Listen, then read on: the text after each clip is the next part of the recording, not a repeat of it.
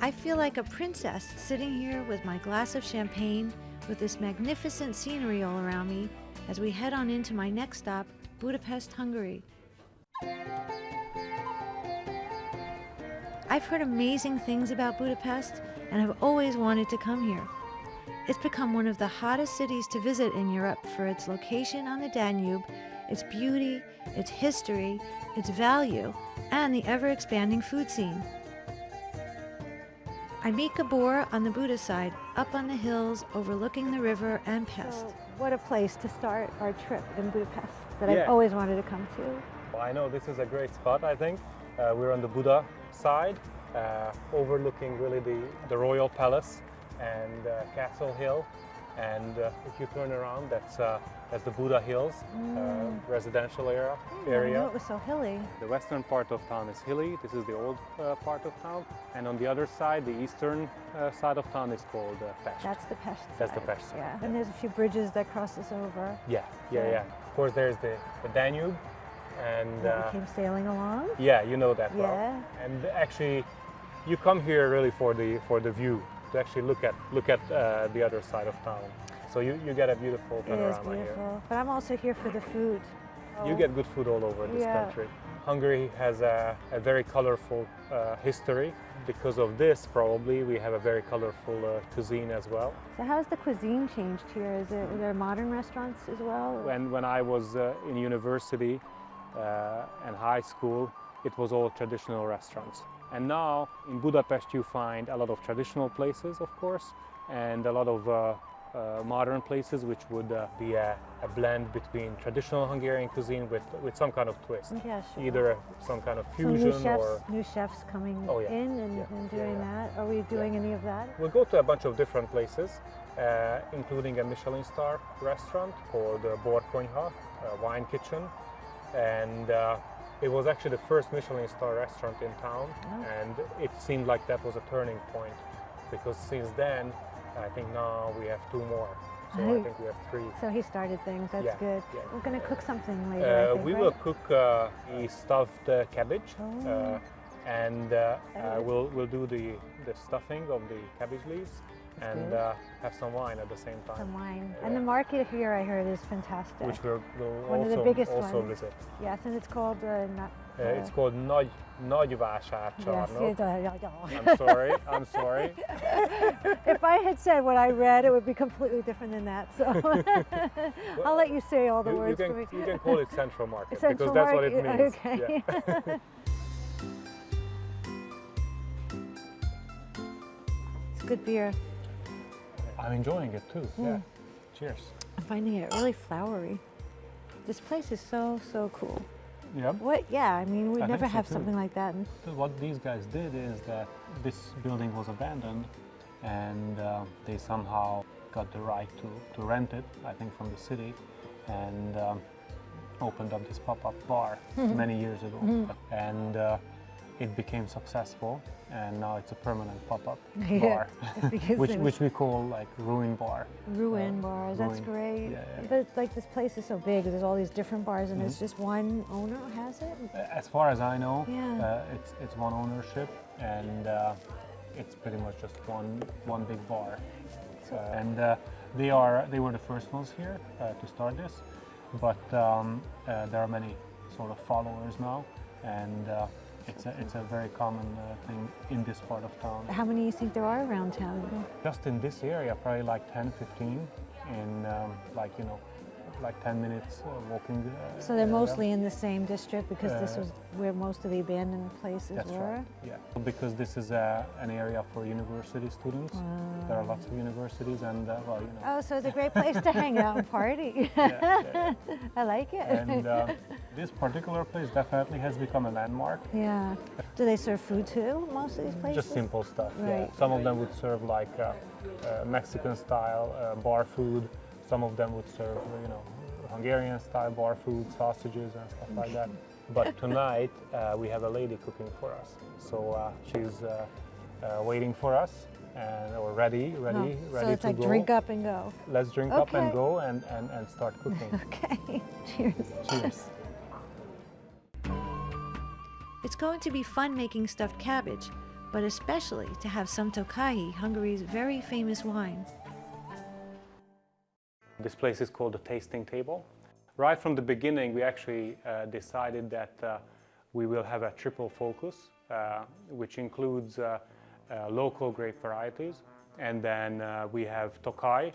𝐂𝐤𝐤𝐤 is very famous for its sweet wine, which we've been making for hundreds of years, and we have the biggest collection in town. The other focus that we have, we are actually not just selling Hungarian wine, but we're also selling wines from other countries in the region.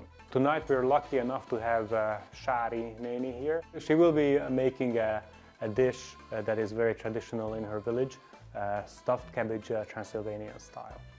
So I've been hearing about this stuffed cabbage, so I'm really have to see what you do differently. She's wondering if you have been to Hungary before. Never before. First trip. Igen, mert mi nem teszünk gombócot, sok káposzta aprítékot. The biggest difference is that they actually put dill and savory in it, which we both use in dill. Hungarian cooking, and they also put a lot of chopped cabbage on the bottom of the pot. Interesting. Okay, so these are the little differences. Ezt nem szoktuk mi tálolni. They don't actually serve these chopped parts. The reason why they put it there is because they don't want to burn the actual Okay. cabbage. Is this cabbage used for anything else, since you're not going to eat it with the other cabbage? Hát az állatok általában. Kutya, cica, ezek szokták megenni. The cat and the dog will eat something, it. yeah, okay, good. As long as it doesn't go to waste. So is that just ground beef and This is ground pork and ground beef. pork and beef? And some rice. Pretty much did the whole cabbage in salted boiling water. Okay, it's a lot of work. I know, Individual. I know.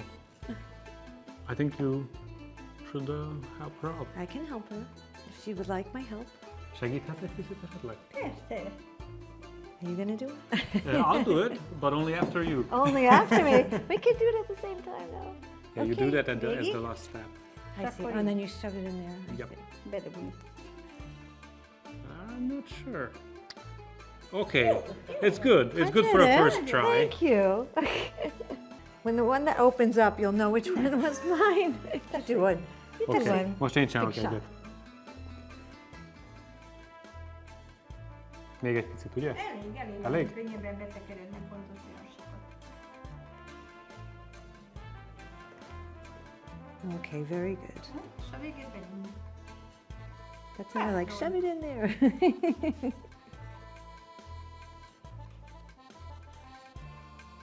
Okay, good. Not bad. Jó? Yeah. So what happens next? Water, salt, És a paradicsom tomato juice to taste, and this is Akkor going to ezt be kell the broth ráönteni. or Ezt így. the juice that. So you need to cover it just about 2 fingers Okay, above High. the above the top. Igen, above the úgy stuff. addig. And you have to cook it on very low heat, about 30-45 minutes. So this one is pretty much ready. She's going to turn it off, and yeah, because it's good to let it sit a little I bit see. before Let it you simmer. serve it. Yeah. Yeah. Burn your mouth off. Yeah. Mehet, igen, köszi.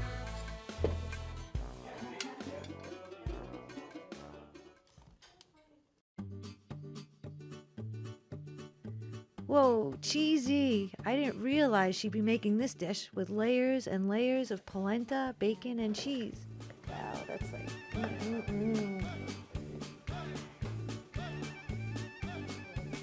What do you think? Pretty decadent. I know. Cheese, bacon, all good things, huh? I know. It can only be good for you. That's all you I know. know for me. I see a couple wines you poured, which are both Hungarian, are they? Yeah, this one is a dry wine, dry 𝐂𝐤𝐤𝐤𝐤. 𝐂𝐤𝐤𝐤𝐤 is very famous for the sweet wine, but this is a very It's a dry wine. I don't know if- barrel-aged wine made from the same grape, furmint, as you would make a dessert wine from as well. Just totally different vinification. They make still wines from the same grape. That's nice.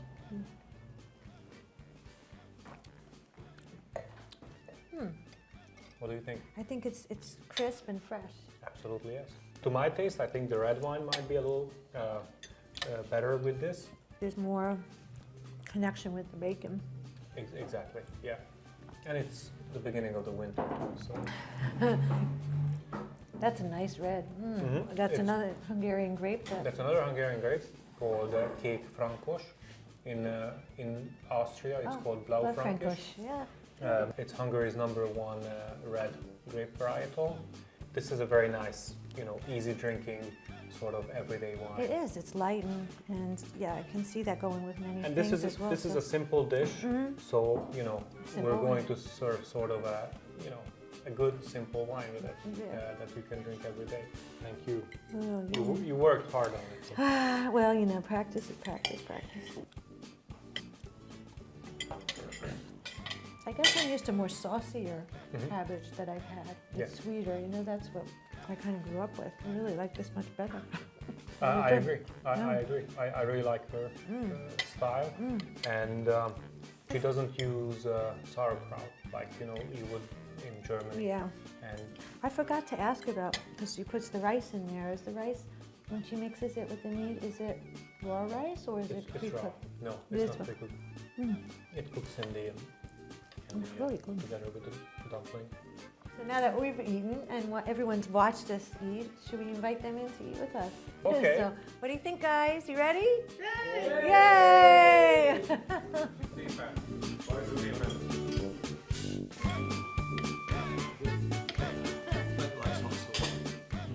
Now for the pièce de résistance. They made me be last and wait for this. Look at that color, and it smells divine. It's creamy and caramelly and delicious. Oh my God. He's laughing at me. This is an excellent end to the night.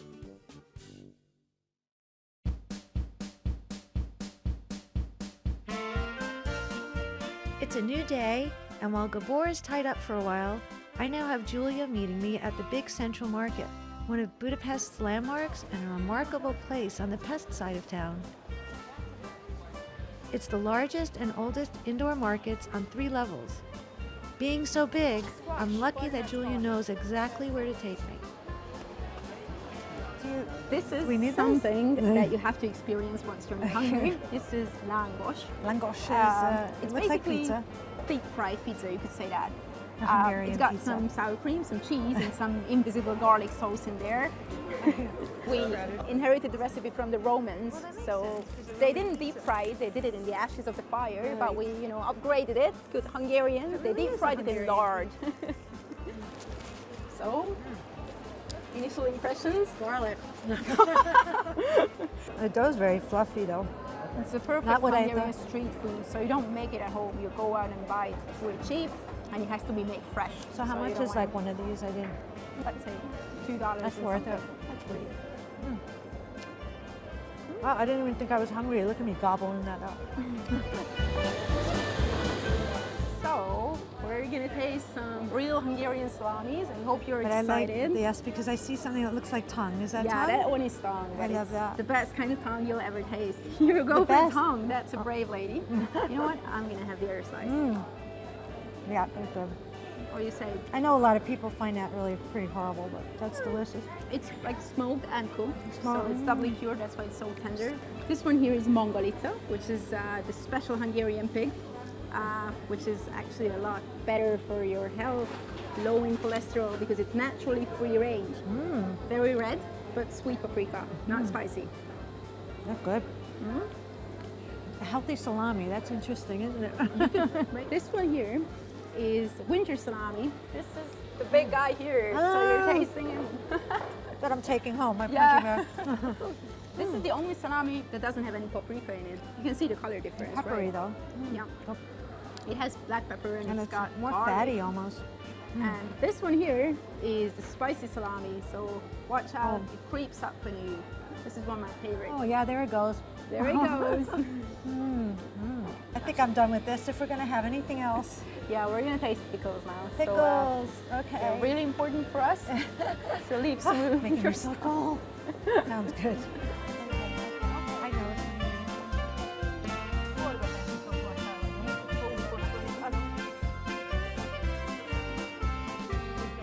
pickle art as well as thank you, pickle lady. We got, I think, 3 different kinds of pickles to taste. Yeah. Which one should I have first? I think we should go with the Lighter gherkins, the gherkins first, because that's like the most typical pickle, besides sauerkraut, which is Yeah, kind of kinda hard to sweet. eat with your hands. So, You know gherkins. you like gherkins? Yeah. It's the same on your side? Pretty much. So, next one is the red onion, because that's not spicy.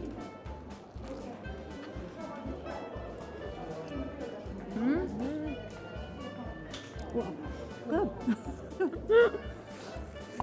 Okay, you can put it back. I think I'll leave those for you. Oh, okay. Well, let's see if you like this. I'm doing it with you.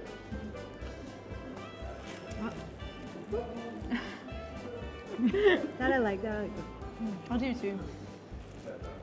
This is typically a winter kind of thing That's to good. eat. We don't have fresh vegetables during the winter, so this is our only source of vitamin C. You eat enough of this, you'll never fall. You probably need the ill sweet one again. after this. Good though. That one I like. I think I need a drink. Thank you for being brave. You got the onion. I did. I'm gonna take it away.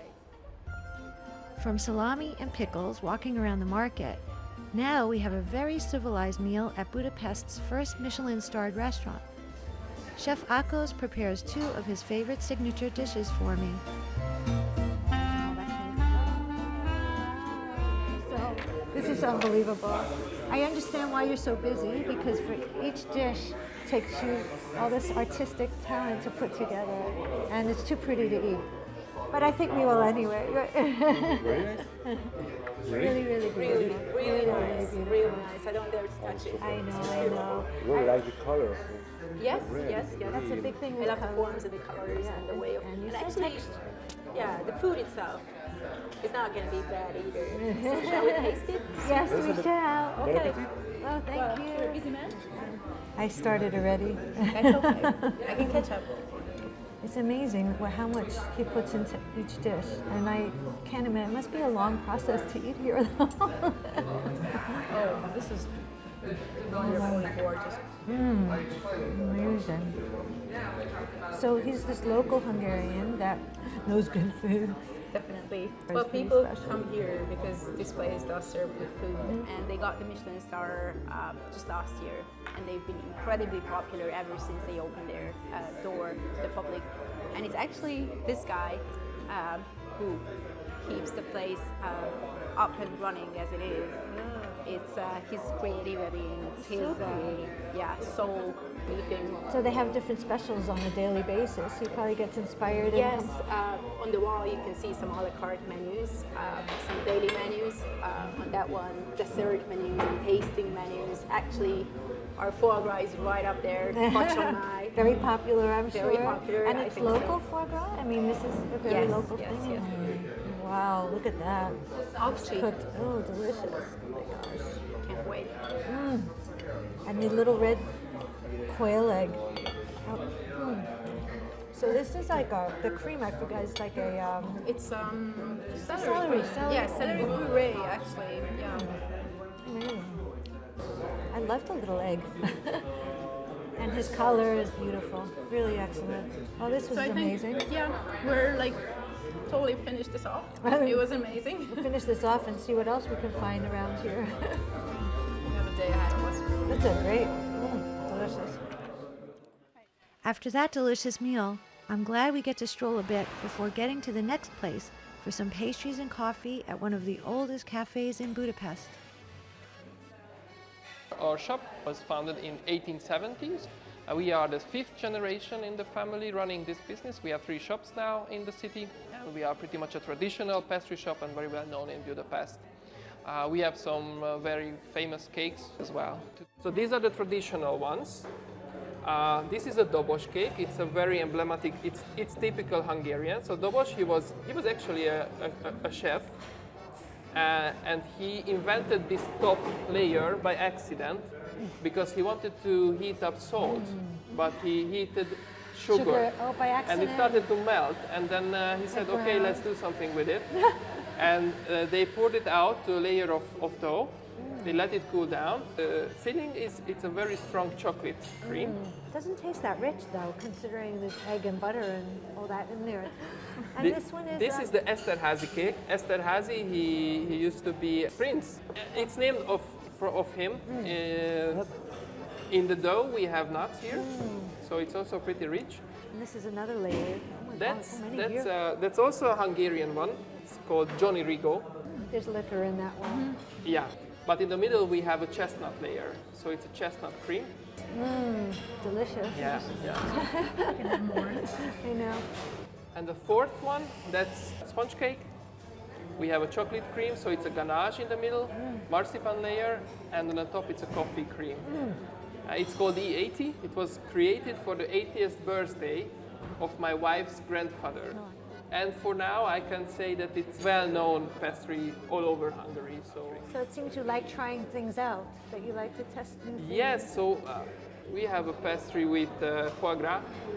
Really? Yeah, it's a sweet one.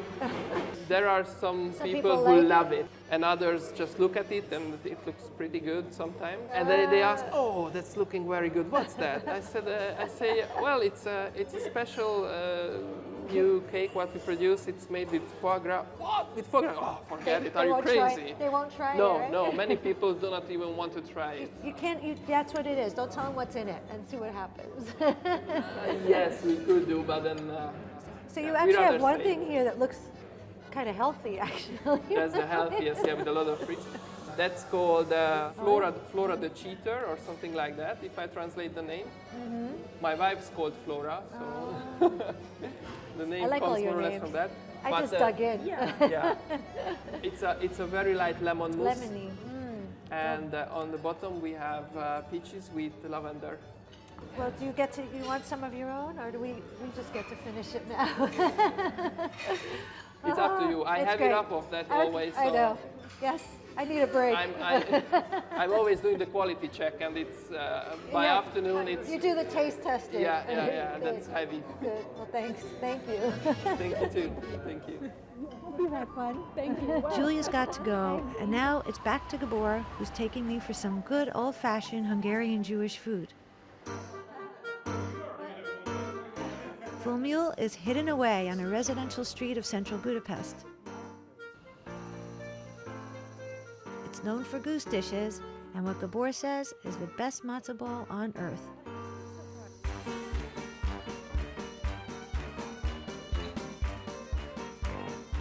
Right, so Mary, the best matzo ball on earth, I hear. Well, that's what I was told, and I think it's close. You think at it's least, close? Yeah. At least. Is it light and fluffy? Because that's how I like them. Let's see. The one I tried was light and fluffy. What do you think? Oh, it's nice, peppery. The soup is good. Have you tried the goose liver dumplings? So the other, okay, so like they a do liver both. dumpling. So they kind of do both styles in here because you know what, there's a big feud about matzo balls. Should they be light and fluffy or should they be dense? So it's like they do both in this soup. Good for them. So what was the story of the Jews here and this restaurant? Well, this is a family-owned place. This is now the second generation running it. And if you want to get like traditional Hungarian Jewish food, this is really one of the places to come to. But it's probably one. This is your my favorite? This is my favorite. I like going to your favorite places. So I know, this looks like crackling, but I know it can't possibly be pork, so Jewish Goose. restaurant. Goose It's crackling. goose. Oh, okay. Nice crackling. Goose skin. That's even crispier. Very crispy. I love it. Yeah. It's pretty delicious. I love it. The crackling is fabulous.